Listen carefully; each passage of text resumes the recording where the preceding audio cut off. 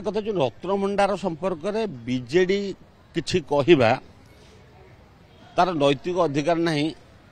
ओडिशावासी आगे कारण लंबा समय 24 वर्ष शासन करथिबा गोटे दल 14 मासर सरकार को प्रश्न पचारुची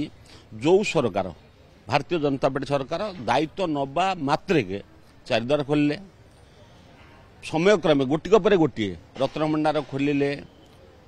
चाबी कुआड़े जाइए से कथा पर आलोचना करिया पुणी से विषय से कथा कहीं उठुनी बोली बीजेडी सामाजिक सम्मेलन कहती चाबी तो चोरी ताकरी भितर किए चोरी करथिला तांकर जो दलीय कंदल लगी सेटा को बोधे पदारे पकाइबा से आमको सर मारुछन्ती आमे कहबू से जीव चोर भी धरा हब चाबी चोर किए से कथा जना पड़िबो ओडिशावासी जो कथा को संदेह कले जोथि पई बिजु जनता दल को प्रत्याख्यान कले से होची चाबी प्रसंग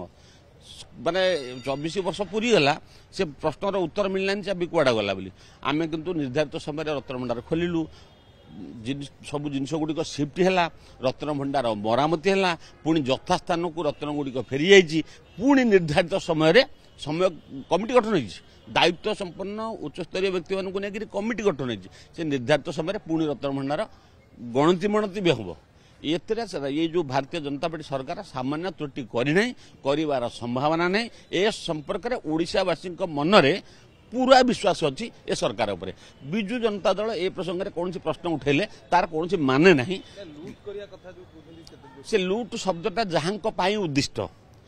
से जो जंडिस रोगी को सबुआड़ हलदिया दिसे लुट रे जो माने व्यस्त थिले से माने से लुट कथा उठाउछथि ए कथा ओडिशावासी को कथा कहबे काहाकू लुट कहिले लोक जानछथि कहा कहा ना आसुची जतरे को व्यक्ति को ना बिजु जनता दलर तादेरे आसुची लुट प्रसंग में ए कथा ताकू जणा अछि एबे एबे नुआपड़ा निर्वाचन आखि आगे थिबारु तांको प्रार्थी न मिलु थिबारु प्रसंग को एपट सपट करिया पे ए भली कथा उठाउछथि सत्यता नहीं ए कथार सत्यता नहीं नुहे ओडिशावासी जानछथि घटना कौन एवं बीजेपी सरकार एते कम दिन रे एतिकी पदक्षेप नै थिबारु ओडिशावासी आश्वस्त।